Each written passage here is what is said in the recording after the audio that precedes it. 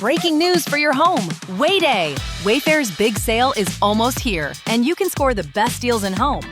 Like up to 80% off everything home. Yes, you heard that right.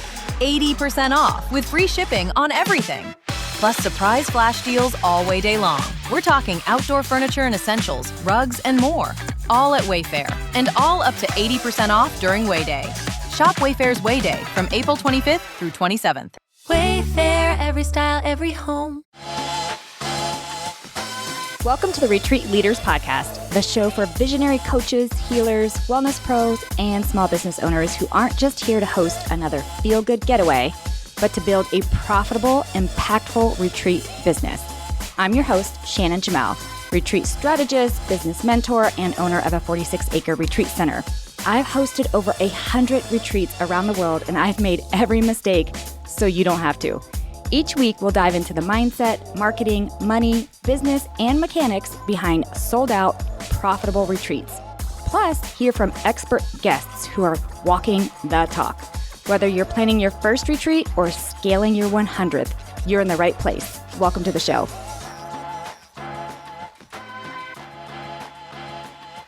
Hey, everybody. Welcome back to the Retreat Leaders Podcast. It's Shannon, and I have got a fabulous guest today that is really going to help bridge a gap for retreat leaders and venue owners. Welcome, Emily Johnson, to the show. Thank you so much. I'm so excited to be here. I am so excited you are here too. Before we dive into our topic, will you just tell everybody who you are, like what you do, and maybe then we'll dive into how you help venues and retreat leaders connect. Yeah, absolutely. So my name is Emily Johnson. I'm the founder of Elevate Hospitality Collective, and then our offshoot, which is Elevate Wellness Collective. I was chatting earlier. If you find me on LinkedIn, you'll see the whole background in hospitality. So I've spent 20 plus years working in the hospitality industry, in operations and in sales, mostly for boutique hotels, but also with some of those big brands like Marriott, and really have a lot that I think I can offer to the retreat space. I love this. And one of the things that we touched on, both through email communication and then just now before we hit the record button, is there's this huge gap. And it's so funny, Emily, because I was actually just having a conversation with someone, Anna, if you're listening, a shout out to you, where we were talking about there's venue owners, and they might be specific to retreats, or maybe it's retreats, events, gatherings, whatever you want to call it. And then there's retreat leaders. And there's this big gap between the two of retreat leaders not able to find a location that fits their needs, but especially for venue owners or even prospective venue owners who are going to open their business and not able to fill it, right? And so, I get that question all the time, Emily, where people are asking me, I swear you guys, this is not coming from an ego place, but I was just telling Emily, Retreat Ranch, we're booked 18 months in advance. If you're not contacting us within 18 months, you're not going to get a spot, right? I mean, I'm so blessed. I'm so grateful. I have an amazing team. The location's amazing. Yay, yay. However, that's not usually the case for many of these venues, especially if you're just opening, right? I mean, we've been open 4 years. We've built this base. We've, worked it. We have a whole team. But when you are maybe the sole operator, or you're just getting started, or you're looking to add retreats, like there's so many different ways we could look at this. You're like, how in the hell do I get people in here that I'm looking for in this model? So talk to me about how you help bridge that gap. Thank you for that wonderful introduction as well, because we were having a great conversation. And as I touched on, I spent years in the hospitality sector, kind of devising strategies and sales strategies for boutique hotels. So when I launched my business about 9 months ago, I really thought, well, I want to help boutique hotels capture some of those wellness travelers or retreat leaders. And I really was trying to partner with these boutique hotels. And about that time, I ended up bumping into a property that I would call more of a retreat venue, retreat center, and less of a hotel. And this property in particular had really only 2 full-time staff members, and they were really struggling with actually selling out their venue. I think especially when folks first start to scale, sometimes they also try to do too much. They try to be in the yoga niche, the wellness niche, nutrition. And I was going through that process with them and understanding where they were located, what was special about them, and making sure the brand and marketing and the positioning really spoke to that. And ever since that time, I've been opened up into the wide world of retreats, and I have just been blown away by some of the fabulous retreat centers and venues I've found globally. However, coming from this hospitality background, I do think there is a bit of a disconnect between what a lot of these venues are trying to offer and how they communicate that, and also how they find the facilitators or the facilitators find them. So, as you mentioned, Shannon, yes, bridging this gap where I do see that there are these fantastic facilitators, fantastic venues, but sometimes they can't find each other. And so one of my core offerings has really been to dig in with these retreat centers and help them to understand what they want to be, what they should be, and then how to fill their venue and keep themselves booked solid, much like Retreat Ranch has done. I think most of the smarter facilitators are planning a year to 18 months out plus. So that's something I'm helping educate them on as well. Ooh, this is so yummy. I know that. So there's a couple of different things going on here. One, we can all agree, if you're listening to this especially, that the wellness travel sector, which includes retreats, right? Just the wellness travel sector has exploded. It's been going that way in at least a decade, but especially in the last 5 years, it's absolutely exploded. It's only continued to, it's expected to just continue to grow. And we're talking multi-billion-dollar industry. They're even expecting sometime within this next 5 to 7 years to hit the trillion-dollar industry. And so Yes. it's growing big time. And then there are people who are really wanting to create the space for this wellness travel sector, right? So again, this includes retreats. It includes retreats. It includes events. It includes, just anything within this wellness sector. And I'm sure some of these venues, it doesn't have to be wellness. It could be whatever. But for this conversation, we're just going to go in that direction. And let's be honest, most retreats have some sort of aspect of wellness to it, a little bit, even if it's just connecting in nature while you're doing whatever else you're doing, whatever may be the case. But anyhow, this industry is exploding. But you're right. It is such a vast industry. It's such a vast industry, even though it is niched, that it's really difficult sometimes to connect the moving parts, to connect Yes. with people like, well, I host retreats like me who's looking for a venue, or the venue to look for the person that will be a match for their venue, because not everything is a match for a venue, right?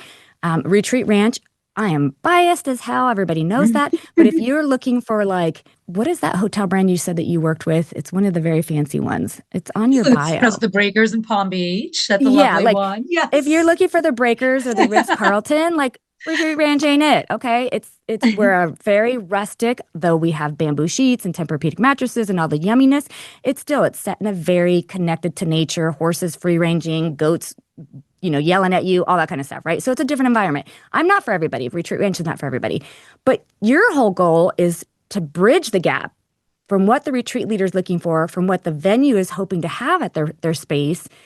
And then I love that you help them create the brand and marketing that matches that. So talk a little bit more about what that looks like. So it's been a fascinating process. So again, coming from the hotel space, there's hotel management companies, you've got brands, and even a lot of independents will often have outside consultants or management companies. I'd say even a 120-room boutique hotel has a fair amount of staff. What I found when I entered the space, one of the first folks I spoke to was at a farm retreat center as well. And she was the farmer. She's, working on the vegetables. She's doing the cooking. She's responding to leads online. And, wearing all of the hats. And I do think there's a lot of folks in this space that maybe it's them and a partner, or, them and one or two other part-timers who they're able to tap into as needed. But they're wearing many, many hats. And I realize that this is a space where really they could use that sort of commercial strategy and sales oversight help. I think they all have such great intentions. Sometimes their website is not actually really telling of the real story. There's one I recently saw down in I think it's the Belize area that, wow, when I saw the actual property itself, I was blown away. Like, who wouldn't want to go there, kind of thing, right? And again, maybe jungle is not for everybody either, but the website itself didn't tell that story at all. So starting right there at the front page was sort of the story that maybe wouldn't resonate.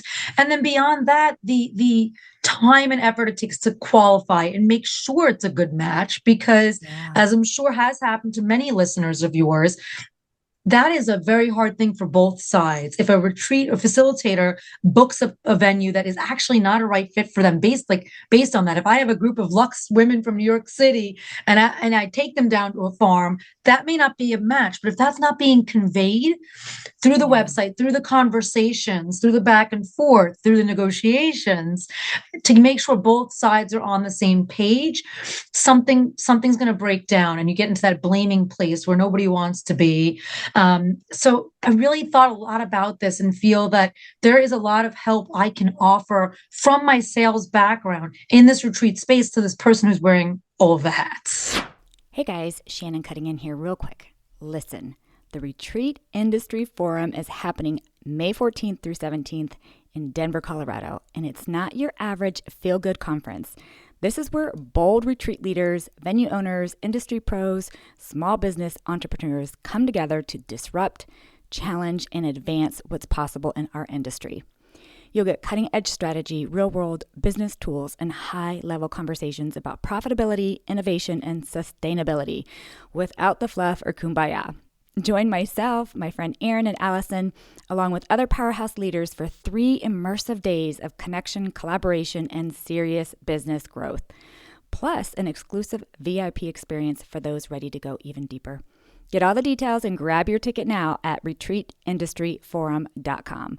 This isn't just another event, you guys. It's the movement that's reshaping the future of the retreat world. Yeah. Oh my gosh. Awesome. So not only are we talking, I feel like there's a couple of different things to just point out here. One, the gap, right? Bridging the gap between help me find a venue and the venue saying help me find people to host. So that's a gap.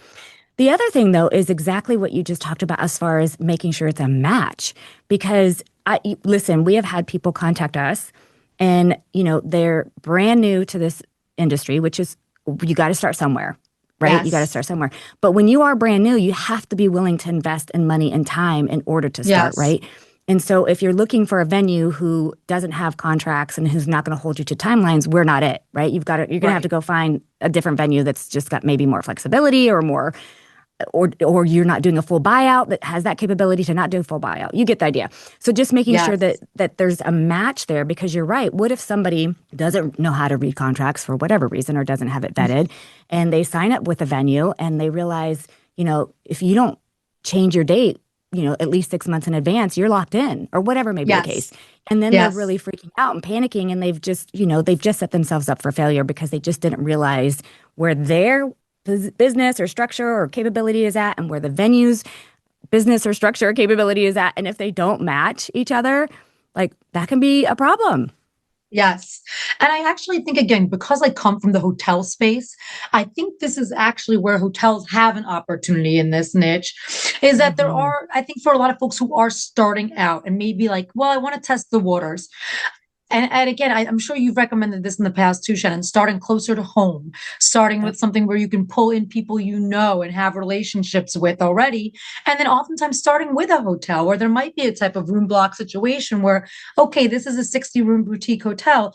I can hold 10 rooms up until a 3-month out cutoff date. That's not something you can do when you buy out someone's property. There is a business to each side of this. And I know I've also explained this to people. This is a wonderful industry where there are so many insights, so many fantastic leaders who can bring so much value. But at the end of the day, they have a business, you have a business. Yeah. And so if you were going to be telling someone, hey, I'm going to buy out your whole place for a week, yes, there's likely going to be a decent sized deposit on that to protect that business, as there should be.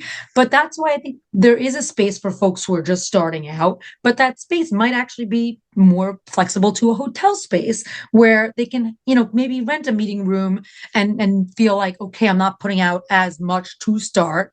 And then once they've gotten very comfortable with that and say, hey, every single time I do this, I'm easily able to get folks from my community to join wherever I go.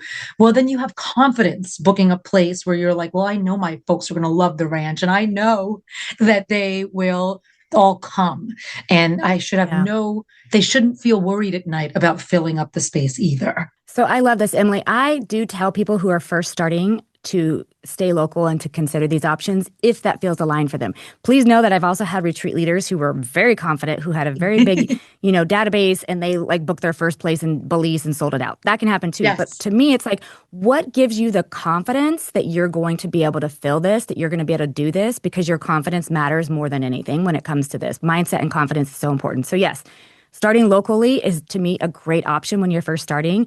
Working with a hotel is also great. I want to put a warning in here because I do think what happens to a lot of people, and Emily, I know you'll agree with me on this, do not book a fucking Airbnb to have your retreat at. Do not use VRBO. Do not use any of those services. It's not legal, by the way. It's not designed for retreats or a business. You will not be able to have the proper insurance or coverage. And if something goes sideways, you're in a lot of trouble. I see it in the Facebook groups all the time about booking Airbnbs, and I'm just like, oh my gosh, somebody like, now, if you own the Airbnb, that's a whole different story. But when you're just going on Airbnb and renting places, you cannot do that. Do not do that. Please do not do that. Instead, first of all, contact Emily, and she'll be able to help you find a space. Yes. But you want to work with boutique hotels if this is your first time, and then you can definitely, though, still use retreat venues. And it just depends on the structure, and it depends on everything. There are retreat venues out there who can have multiple retreats at a time. So you're only maybe blocking part of it. I'm not that place. Our venue is a whole venue buyout. But point is, there's lots of flexibility, there's lots of options, and that's why finding somebody like you to help them, I think this is so incredibly valuable, especially for not just first-timers, but for anybody who's looking to maybe branch out into a new location. I totally agree. And I think to your point, there are places, and I could plug one, like Art of Living in Boone, North Carolina, not for everybody, but they are a large enough place where you could do a block. They have that sort of borderline, yes, they're for retreats, but they're almost like larger than some hotels in capacity, actually. So again, it depends on what resonates. And I think going back to like that niche conversation, I think what's been wild to me since I've gotten more into this space is how much does happen on Facebook.